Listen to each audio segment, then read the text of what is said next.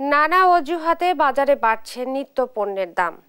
লক্ষ্মীপুরের বাজার পরিস্থিতি জানাতে সরাসরি যুক্ত হচ্ছেন সহকর্মী সাইফুল ইসলাম স্বপন। স্বপন, বাজারের পণ্যের সরবরাহ ও দরদাম কেমন দেখছেন, আমাদেরকে বিস্তারিত জানাবেন। ইরশাদ, আপনি যেমনটি বলছিলেন যে নানা অজুহাতে নিত্যপণ্যের দাম বৃদ্ধি পাচ্ছে, তার সাথে আমি আপনাকে একটু সুখবর দিচ্ছি। সেটা হচ্ছে যে ডিমের দাম ডজন প্রতি 15 টাকা করে কমছে। গত সপ্তাহে এক ডজন ডিমের দাম ছিল 165 টাকা, সেই ডিম লক্ষ্মীপুরে পাওয়া যাচ্ছে 150 টাকা করে। এছাড়াও আমরা আপনাকে আরেকটু জানিয়ে রাখি যে ব্রয়লার মুরগি, যেটা গত এক সপ্তাহ আগে ছিল 200 টাকা করে কেজি, সেই ব্রয়লার মুরগির দাম 170 টাকা করে বিক্রি হচ্ছে। এবং সেখানে লেয়ার মুরগি 360 টাকা এবং সোনালী কক 280 টাকা থেকে 240 টাকা, বিভিন্ন কোয়ালিটির এবং বিভিন্ন প্রজাতির মুরগি পাওয়া যাচ্ছে। আপনাকে একটু জানিয়ে রাখি যে ঠিক ডিম এবং মুরগির দাম সুখবর, দাম একটু কম হলো। নিত্য পর্যন্ত যে আমরা যে আলুর দাম এখন 50 টাকা থেকে বৃদ্ধি পেয়ে 60 টাকা দরে বিক্রি হচ্ছে।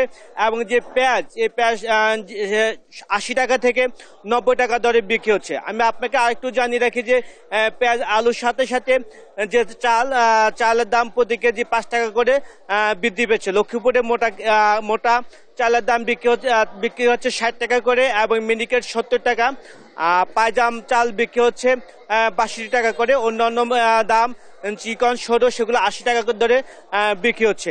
এখানকে যে আমরা যে আরো নিত্যপণ্যের যে দাম, রসুন 180 টাকা করে বিক্রি হচ্ছে এবং পেঁয়াজ যে বাংলাদেশি পেঁয়াজ বিক্রি হচ্ছে 65 টাকা করে এবং ইন্ডিয়ান পেঁয়াজ 90 টাকা করে বিক্রি হচ্ছে। এখানকার আমি কয়েকজন ক্রেতা এবং বিক্রেতার সাথে কথা বলেছি। যারা ক্রেতা তারা জানাচ্ছেন যে আমরা যারা খুচরা বিক্রি করি, আমরা মোকাম থেকে যে দরে কিনি তার থেকে কিছু লাভে বিক্রি করছি।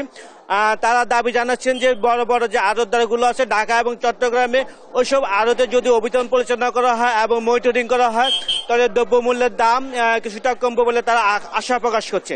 এছাড়াও যে এখানকার স্থানীয় যারা ক্রেতা তারা আমাদেরকে যেটি জানাচ্ছে সেটি হচ্ছে দ্রব্যমূল্যের দাম যেভাবে দিনে দিনে বৃদ্ধি পাচ্ছে, এভাবে তাদের ক্রয় ক্ষমতা বাইরে চলে যাচ্ছে। তাদের দাবি হচ্ছে যে গত 2 বছরে তাদের বেতন এবং ইনকাম বৃদ্ধি না পেলেও দ্রব্যমূল্যের দাম ডাবল বৃদ্ধি পাচ্ছে।